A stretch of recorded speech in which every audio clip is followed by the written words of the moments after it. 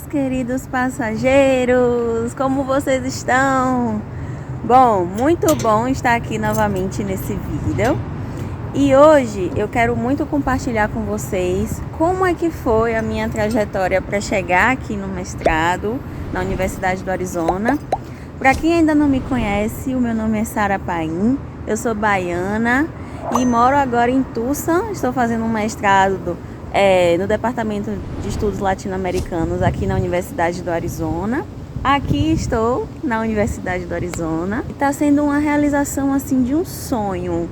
Está sendo muito importante tanto para mim quanto para Kaique, meu marido, de estarmos aqui ocupando esse espaço. Somos muito gratos por estarmos aqui. Quero dividir e compartilhar com vocês, para quem tiver interesse também, se motivar para vir e dizer que você é capaz, você pode e que assim como eu, você pode estar aqui também. Então, gente, como foi que começou tudo isso? Eu já pensava em fazer um mestrado, mas eu estava no último ano de psicologia no Brasil e eu pensava em fazer o mestrado, em qual lugar que eu faria o mestrado, em qual área, mas eu não sabia direito. E aí estava na fase final do TCC e foi quando a coordenadora do curso de psicologia me convidou para fazer parte de um curso de verão online aqui da Universidade do Arizona, porque ela tinha feito o pós-doc dela aqui e ela tinha o contato do professor e aí esse contato, ele abriu um curso de verão online que ele gostaria que alguns brasileiros também participassem e que tivessem interesse nessa área que era raça, racismo e antirracismo no Brasil. Eu aceitei fazer o curso e foi maravilhoso. Eu adorei a dinâmica do curso, gostei das atividades, da leitura. Então tudo isso me chamou a atenção e quase no finalzinho do curso o professor responsável falou: não, quem tiver interesse em aplicar para o mestrado, a gente super dá apoio, a gente conversa como seria a aplicação, a gente dá um apoio mesmo para quem quiser vir participar para aplicar do mestrado. Só que isso sempre esteve muito distante da minha realidade financeira. Então, assim, a primeira coisa que eu falei foi para meu marido, Kaique, que eu disse: não, de jeito nenhum, pra que eu vou aplicar para esse mestrado nos Estados Unidos? Eu não sou capaz de passar, eu não vou passar.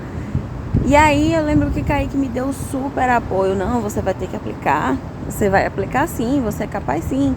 E aí outros amigos falaram a mesma coisa, não, e me incentivaram muito: você vai aplicar, você vai aplicar, você vai aplicar. E aí eu resolvi aplicar, junto com um outro amigo que me incentivou muito. E aí eu disse: não, tá, apliquei. E a aplicação funciona da seguinte forma: a partir de outubro, mais ou menos, eu comecei a me preparar para a aplicação. O ano era 2020.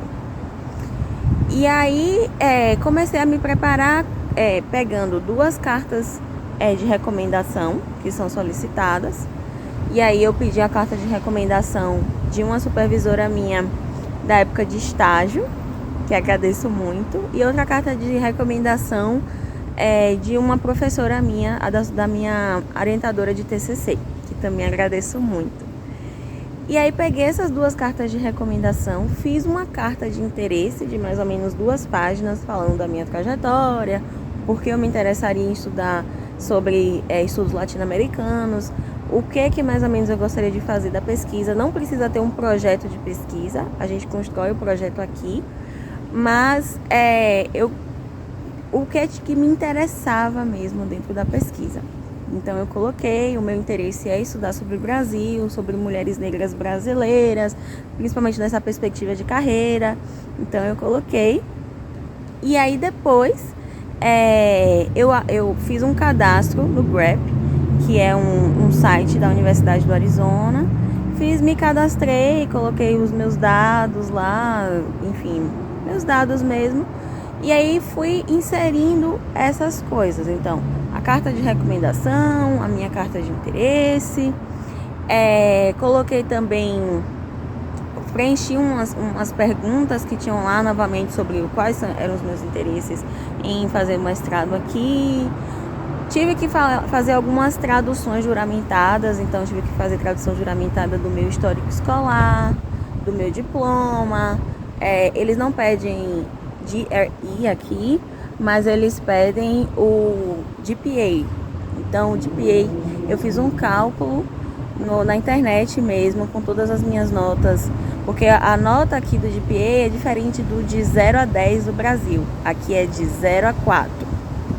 Então eu fiz online num site sobre o score do GPA, e aí depois eu fiz a prova de proficiência.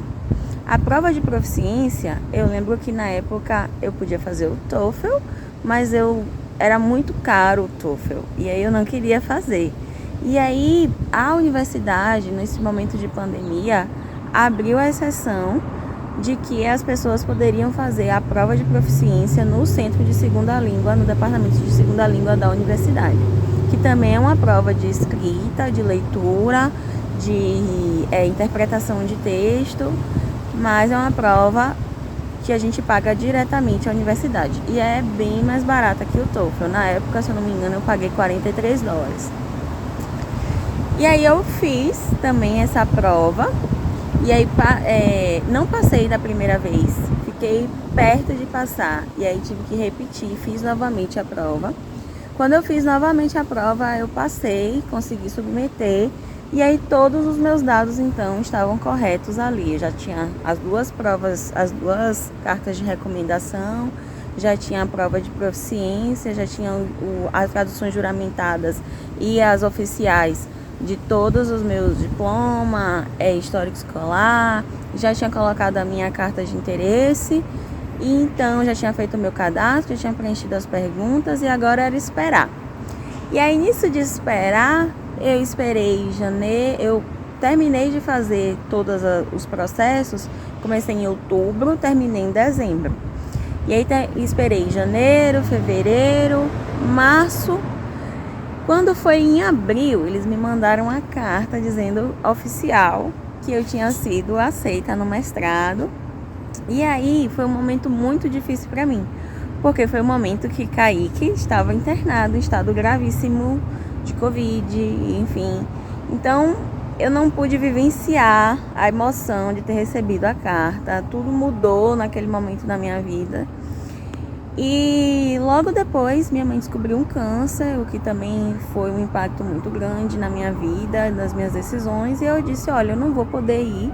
Entrei em contato com a universidade, falei que eu não poderia vir mais para o mestrado, infelizmente, porque eu iria tomar conta da minha mãe e alguns problemas pessoais que estavam acontecendo no Brasil naquela época. Eu teria que resolver. E aí eles me falaram, olha, tá, tudo bem, a gente entende, mas só que sua vaga fica guardada por 1 ano. Então você pode trancar por 1 ano e pode vir em 2022. Só que minha vida estava tão difícil que pra mim eu já considerava como não viria mais. Mas foi quando que a vida deu novamente. Eu digo que eu tô constantemente num looping assim, ó, a vida roda gigante totalmente. Aí foi quando apareceu a oportunidade da gente... Kaique ficou bem de saúde, minha mãe ficou bem de saúde. Apareceu a oportunidade da gente ir pro Domingão com o Hulk, que eu fiquei pensando, né, pra outra vida, papo pra outra vida. Mas eu fiquei pensando como é que eu vou conseguir esse dinheiro, porque teria que comprovar uma renda pra Kaique vir comigo como visto F2, como meu dependente. Enfim, e aí tudo foi favorecendo pra que a gente chegasse aqui hoje. E aqui estamos, realizando esse sonho, muito felizes com toda essa conquista, muito felizes de estar aqui. Está sendo realmente um sonho mesmo, que eu acho que eu nunca tinha me permitido sonhar, por a sociedade sempre me colocar como mulher negra como um não lugar. Esse aqui não é um lugar para mim, então para que eu vou sonhar com isso? Mas o que eu quero dizer para você é que sim, esse é lugar pra gente, assim como todos os outros. Podemos ocupar todos os lugares que a gente quiser. É sempre uma luta, uma batalha, né? Eu sou uma das poucas mulheres negras daqui do mestrado, mas me permitir compartilhar isso para que chegue a mais pessoas, para que as pessoas tenham a possibilidade de sonhar, inclusive, estar aqui, ocupando esses espaços, é muito agregador e é muito bom para mim também. As aulas começaram no dia 22 de agosto, a gente chegou aqui no dia 27 de julho, 26, 27 de julho. E está sendo uma experiência assim, muito desafiadora em vários aspectos. Quando eu cheguei aqui, eu visitei a universidade, eu pude ver a imensidão da universidade, são mais de 40 mil alunos, é uma universidade muito grande, muito ampla, e a imensidão, diversidade também de pesquisas, de estudo, de áreas, então eu achei isso muito interessante, muito legal mesmo, me encantei por isso. O meu mestrado é no Departamento de Estudos Latino-Americanos. O primeiro desafio que eu enfrentei foi a língua. Quando eu cheguei no primeiro dia de aula e eu vim aqui com o inglês, né? Eu tive que fazer prova de proficiência para estar aqui. Eu fiz curso de inglês durante um bom período da minha vida. Mas estar aqui é muito diferente do inglês que eu falava nos cursos de inglês no Brasil. Então, assim, eu pude vivenciar a língua de outras formas, de uma forma acadêmica, super rápida, e aquilo ali me espantou muito, assim, nossa, eu não vou conseguir, não tô entendendo o que a professora tá falando, eu não vou conseguir ler os textos. São muitos textos para ler, muita leitura, logicamente, né? Então, muitos textos em inglês para ler em inglês, interpretar em inglês, e essa parte da interpretação em inglês eu ainda não consigo fazer, então eu interpreto em português, o que me deixa com mais tempo ainda para demorar da leitura e tal. Então isso me deixou assim bastante assustada, pensando que eu não ia conseguir fazer, mas é uma coisa que eu digo que foi muito bom, está sendo muito bom criar métodos dentro dessa dificuldade. Então, por exemplo, eu traduzo algumas leituras para eu interpretar mais rápido, e aí eu escrevo em inglês depois, eu vou absorvendo aquelas palavras em inglês para ganhar mais vocabulário, eu vou testando antes as coisas que eu quero dialogar na sala de aula, ou seja, vou criando as frases para eu saber falar e saber mais vocabulário mesmo, como eu me comunicar com as pessoas. Então, criar métodos dentro dessa dificuldade e entendendo que eu estou apenas no meu primeiro mês de aula. Então, todo o primeiro mês, todo o período inicial é uma fase de adaptação. Outra dificuldade também que eu fiquei assim muito tensa foram dos desafios do tudo novo, né? Tudo muito novo aqui pra mim. Então, eu vim para um lugar novo, de cultura diferente, com pessoas que eu não conheço, com hábitos diferentes, enfim, o dia a dia da universidade é diferente. Eu dou aula de português aqui porque eu sou teaching assistant, né? Que eu dou aula em troca de receber um salário por essas aulas, e as aulas que eu dou são aulas de português. E eu nunca tinha dado aula de português. Eu sou psicóloga no Brasil, né, formada no Brasil. Então, foram vários desafios juntos e aquilo ali me deu um baque assim. E aquilo ali me deu um baque assim de que eu não daria conta de continuar, que eu teria que paralisar. E uma coisa muito importante, muito importante, assim que eu digo, nesses novos desafios em fase de adaptação, é a rede de apoio. Então, eu contei com muita rede de apoio, tanto do Brasil, dos amigos, da família, de dividir meu dia a dia, de falar sempre com meus familiares, de dizer como é que eu estava me sentindo, dividir mesmo, de não me fazer de forte, dizer que estava tudo bem, não, eu dividi que eu estava muito preocupada, que eu estava tensa, e além de tudo eu dividia com o Kaique, meu marido. Então, assim, é uma fonte de apoio muito importante para mim, de estar aqui com ele, de dividir meu dia a dia, de chegar em casa com meus medos, falando do desafio do dia e poder compartilhar e poder receber esse acolhimento. Então, a rede de apoio é muito importante também.